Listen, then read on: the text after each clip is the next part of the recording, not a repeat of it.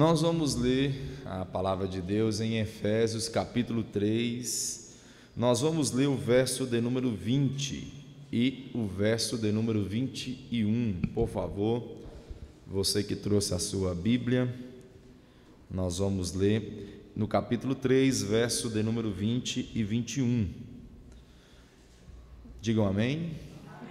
Está escrito assim: ora, aquele que é poderoso para fazer tudo muito mais abundantemente além daquilo que pedimos ou pensamos, segundo o poder que em nós opera. E essa alegria na igreja, por Jesus Cristo, em todas as gerações, para todos sempre. Amém.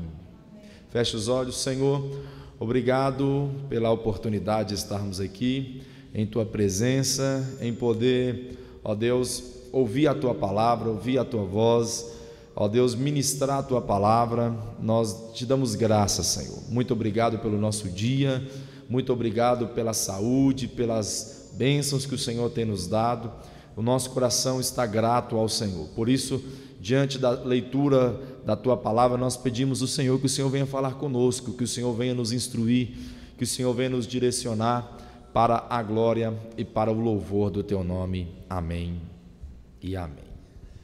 Glória a Deus. Irmãos, hoje é o terceiro, É o quarto elo, terceiro elo que nós estamos aqui, o terceiro dia que nós estamos falando sobre Jesus, um exemplo de oração. E hoje eu trouxe aqui para os irmãos como base a carta do apóstolo Paulo, no capítulo 3, o verso de número 20 e o verso de número 21. Mas antes de nós falarmos sobre esses dois versículos que nós lemos, é necessário eu fazer uma pequena introdução daquilo que é o livro do apóstolo Paulo, ou a carta do apóstolo Paulo aos Efésios. Primeiro, a Bíblia diz em Atos capítulo 21 que o apóstolo Paulo ele foi preso injustamente.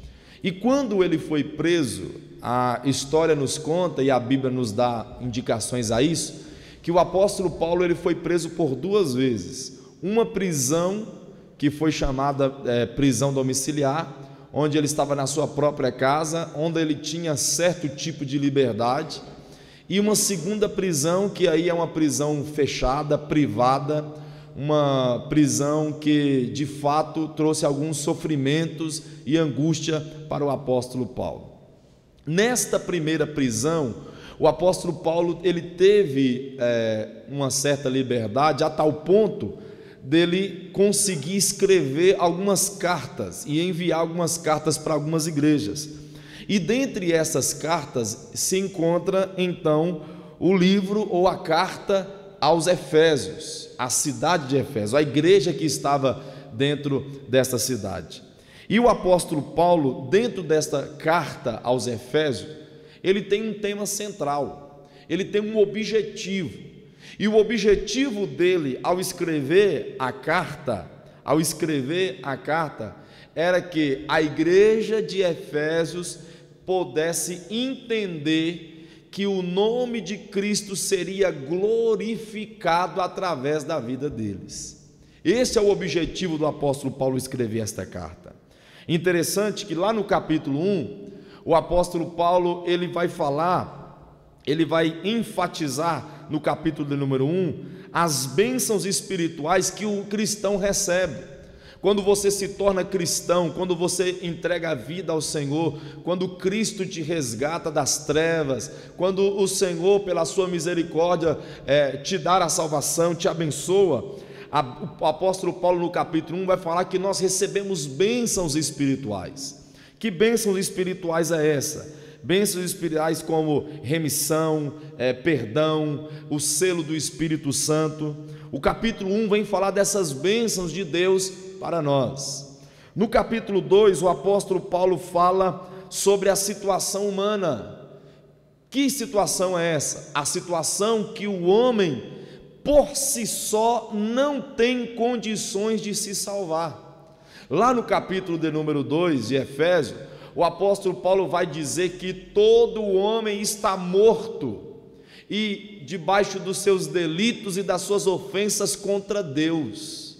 E pelo fato de estarem mortos, o apóstolo Paulo vai dizer que a humanidade agora se torna filho da ira. Por quê? Porque está vivendo debaixo do jugo do pecado, da direção da carne, da maldição da carne. O apóstolo Paulo fala que nós estamos assim no capítulo 2, mas ele chega a dizer que pela graça e pela misericórdia de Deus, Jesus, ele nos salva, Cristo nos salva desta maldição, Cristo nos salva desta morte, Cristo nos salva dessas trevas, Cristo nos salva do pecado e venha redimir a nossa vida pela sua misericórdia. Lembrando que o homem por si só não tem possibilidade de se apresentar diante de Deus. O homem, pela sua própria força, pela sua própria condição, ele não tem condições, ele não tem força, ele não tem possibilidade de se apresentar do Senhor. Há uma necessidade de Deus, pela sua graça, fazer isso, trazer a vida, trazer à tona, trazer à luz. E é isso que o capítulo 2 de Efésios está falando. Até então nós chegamos no capítulo 3, que é o capítulo que nós lemos. E aqui nesse capítulo, o apóstolo Paulo, ele começa falando do seu ministério. Então perceba, no capítulo 1, ele falou sobre as bênçãos espirituais por ser cristão. E no capítulo 2, ele vai falar da condição humana, onde essa condição humana não tem condições de se salvar. No capítulo 3, ele vai falar do seu ministério, ele vai falar do seu apostolado, ele vai falar do seu chamado.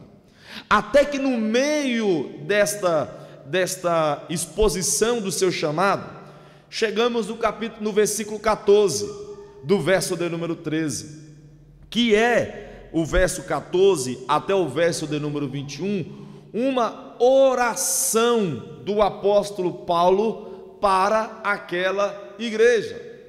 Escute, perceba para você ver, para você entender melhor. O apóstolo Paulo está falando de bênçãos espirituais, o apóstolo Paulo está falando da condição humana, onde essa condição humana não pode se salvar sozinha, ela precisa de Cristo.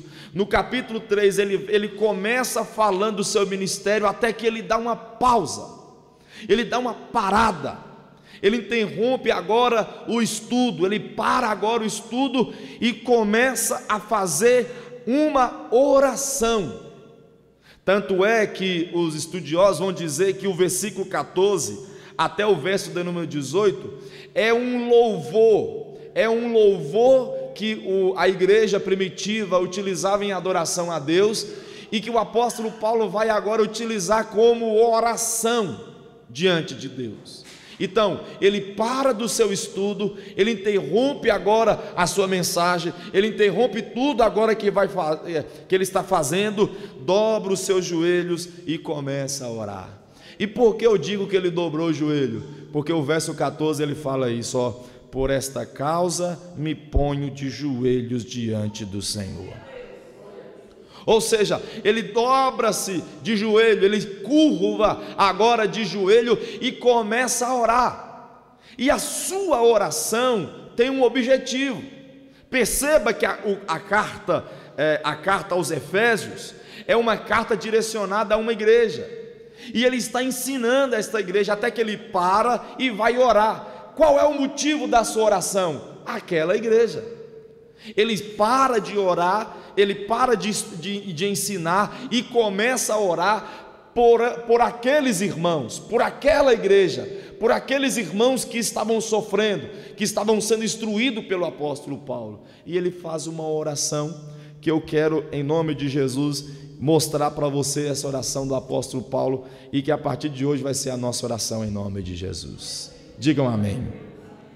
Então perceba que o apóstolo Paulo, dentro do verso 14 ao verso 21, ele vai nos mostrar aqui 3 pontos da sua oração. Primeiro, o verso de número 16, se você tiver com a sua Bíblia aberta, por favor, leia comigo. O verso 16, ele vai dizer assim, ó: para que, segundo as riquezas da sua glória, vos conceda que sejais confirmados com o poder do Espírito Santo no seu homem interior. Aleluia. Aqui a palavra homem interior, ele está falando, é uma frase que implica a nossa força.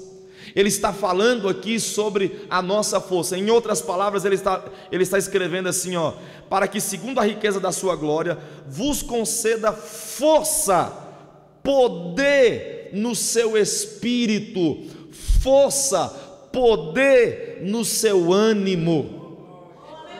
Perceba que o apóstolo Paulo está ensinando a igreja, falando sobre bênçãos espirituais. O apóstolo Paulo está falando sobre a condição do homem que necessita de Cristo. Ele está falando do seu ministério. Aí ele para de falar sobre isso e começa a orar. E na sua primeira oração, na primeira parte da sua oração, ele fala assim, ó: que vocês sejam fortalecidos. E por que ser fortalecidos? Eles não são irmãos de Cristo, eles não estão debaixo das bênçãos de Cristo, eles não são agora pessoas que foram alcançadas pela misericórdia de Cristo. Para que agora o apóstolo Paulo está orando para que eles sejam fortalecidos, o vosso homem interior? Para que o apóstolo Paulo está orando para que eles fossem robustecidos, para que eles fossem fortalecidos, fossem renovados? Por que o apóstolo Paulo está fazendo essa oração, já que eles são cristãos? Ser cristão não implica dizer, ou não pode ser dito que o cristão não passe por lutas. O cristão, ele não está à mercê disto. Todo cristão, ele passa sim por provações. O próprio Cristo nos alerta concernente a isso, que nós vamos passar por lutas, que nós vamos passar por adversidade, que nós vamos passar por angústia. Mas o apóstolo Paulo está orando, falando: Senhor, fortaleça eles diante desta situação, fortaleça eles diante desta causa. Irmãos, há momento da nossa caminhada cristã, na nossa jornada cristã, que nós precisamos clamar a Deus por isso. Deus, me dê forças, que parece que nós não teremos, parece que nós não vamos conseguir, parece que nós vamos deixar tudo para trás, vamos retornar, vamos abandonar tudo aquilo que conquistamos. Por quê?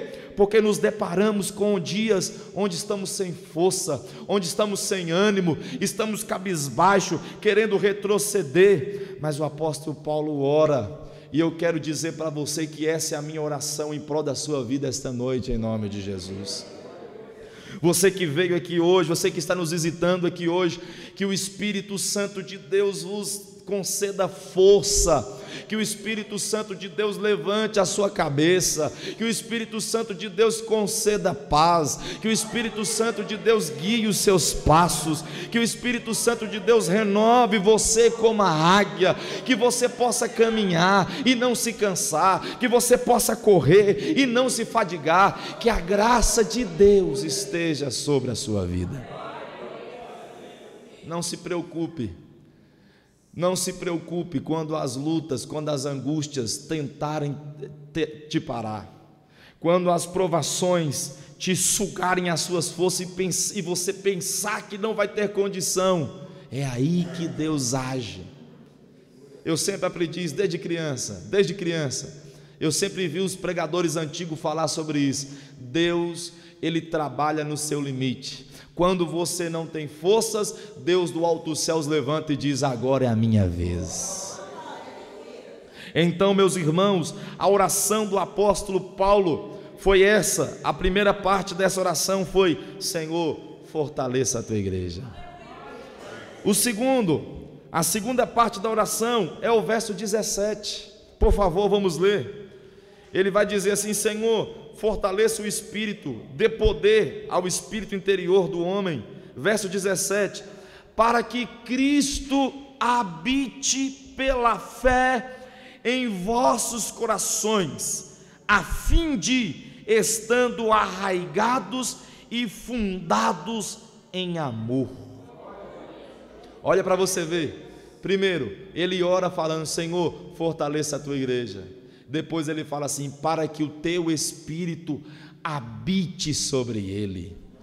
E interessante que em algumas traduções está escrito assim: para que o Espírito habite nele plenamente, que o Espírito superabunde sobre ele. Que aqui essa palavra habitar, abundar, plenamente, dá indicação que Cristo habite em todas as áreas da nossa vida.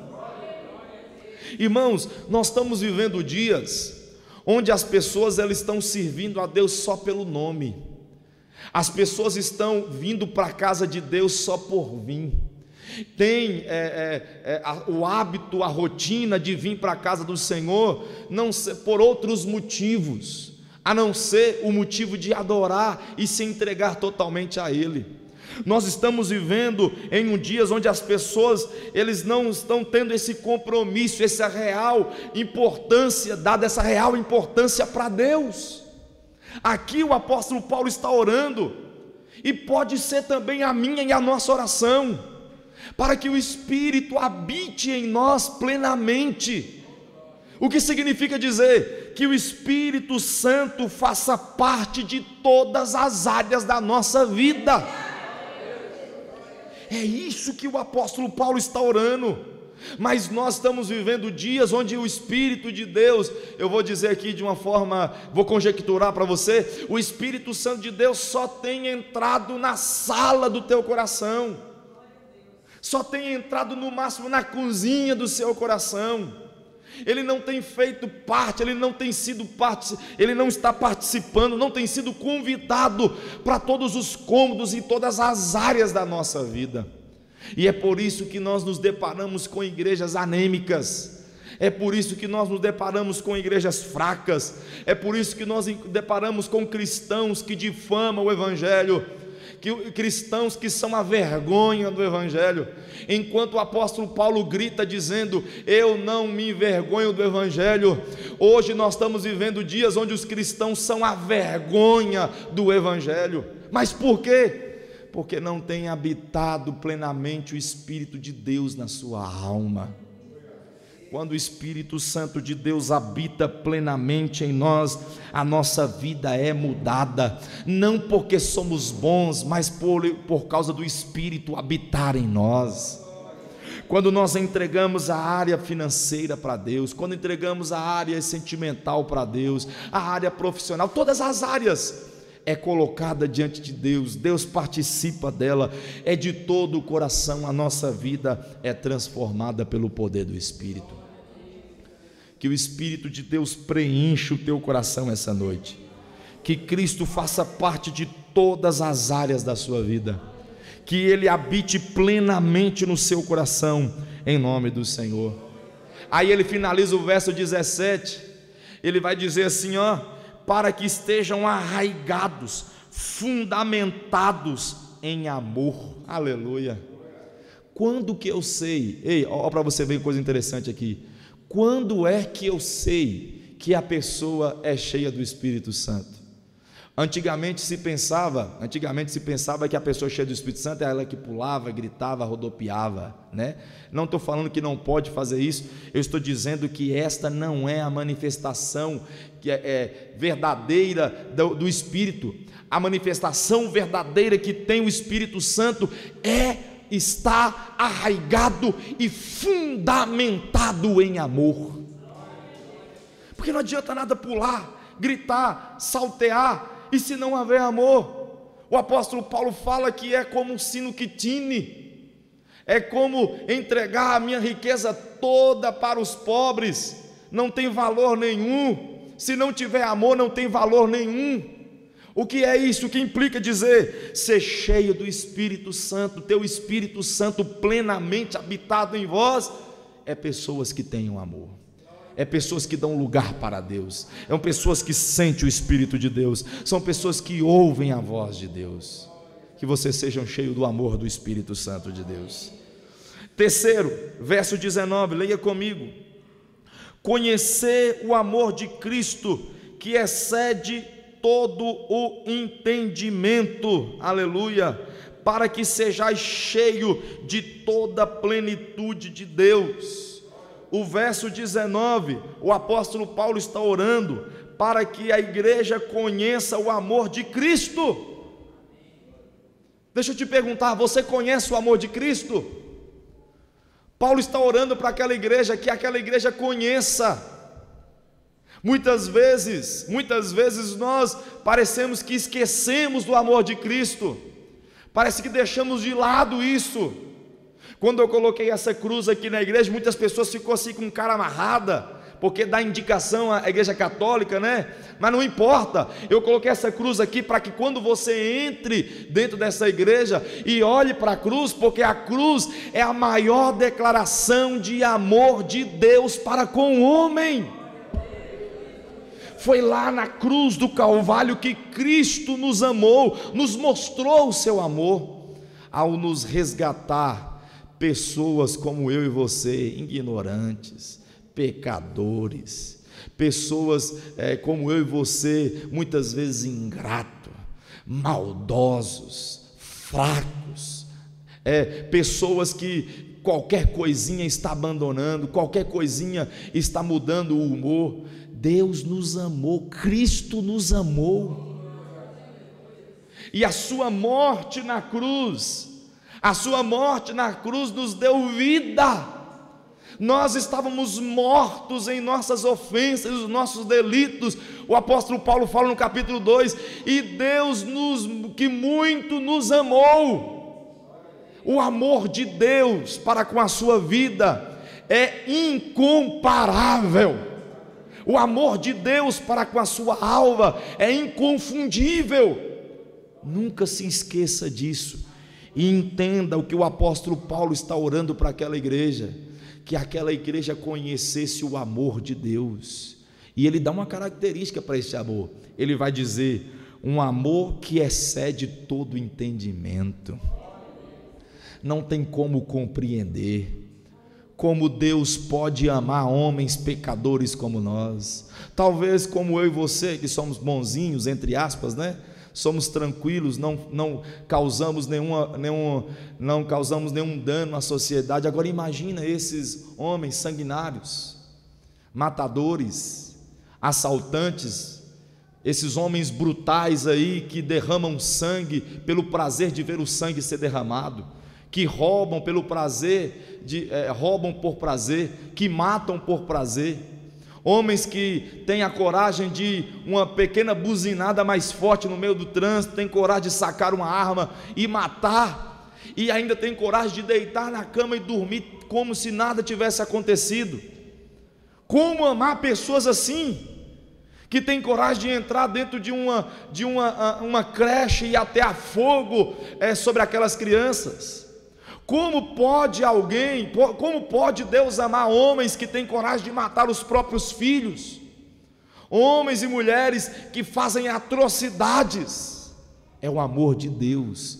E o apóstolo Paulo, diante dessa situação, ele fala: vai além da nossa compreensão, vai além do nosso entendimento, vai além daquilo que nós conseguimos compreender sobre o amor de Deus para com a nossa vida. Eu quero que você hoje saia daqui essa noite entendendo que Deus te ama, porque se não fosse assim, Ele não tinha trago você aqui essa noite para falar isso. Aos irmãos que nos visitam, eu sempre digo: Deus fala com presentes, Deus não fala com ausentes, Deus fala com presente. E se você veio aqui, foi para que Deus pudesse falar isso com você. O amor dele é inconfundível, o amor de Deus é incomparável, cede todo o nosso entendimento. Não existe compreensão. Como pode Cristo, sem pecado, sem mancha, sem ruga, sem mácula, subir a cruz calado, com todo o poder nas suas mãos? Ele subiu calado, humilde, como ovelha ou muda ao matadouro, se entregar por nós. Esse é o amor de Deus, o amor de Cristo. E o apóstolo Paulo ora a Deus: Senhor, que a tua igreja compreenda isso.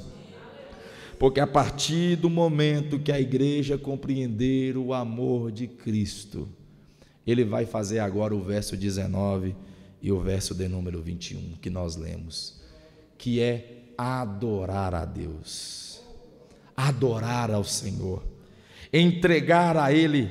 Ele vai dizer assim: ora, aquele que é poderoso para fazer muito mais abundantemente além daquilo que pedimos ou pensamos, segundo o poder que em nós opera. A esse quem? A esse Todo-Poderoso. A esse quem? A esse que nos fortalece, a esse que nos habita em nós, pecadores, esse Deus que nos ama, a esse poderoso, a esse que tem todo o poder na mão, a esse que tem toda a glória, a esse que tem toda a exaltação, a esse Deus que é incomparável, a esse Deus que é grande. Verso 21, a esse seja a glória, seja o louvor para sempre, amém. Tem uma definição de Spurgeon que ele fala assim: eu só vou adorar, a minha adoração só é perfeita quando eu conheço quem estou adorando. E é aqui que o apóstolo Paulo nos ensina: o Deus que você adora é o Deus que te fortalece. O Deus que você adora é um Deus que habita e quer habitar plenamente. O Deus que você adora é o Deus que te ama. Então, diante disso, se entregue em adoração e em louvor a Deus. Eu finalizo a minha parte, a minha mensagem aqui para você, dizendo: quando você for orar, ore a Deus pedindo força. Quando você for orar, ore a Deus para que Cristo habite em todas as áreas da sua vida. E quando você for orar, você ore a Deus falando: Senhor, que eu nunca venha esquecer do grande amor que o Senhor tem para comigo, que o Senhor teve comigo, que o Senhor tem para comigo e que o Senhor sempre terá para comigo. Que esse amor que o Senhor tem para comigo venha ser notório na minha vida, na minha mente, no meu entendimento sempre, para que eu possa te adorar em perfeição. Amém? Ficamos de pé, vamos orar em nome de Jesus.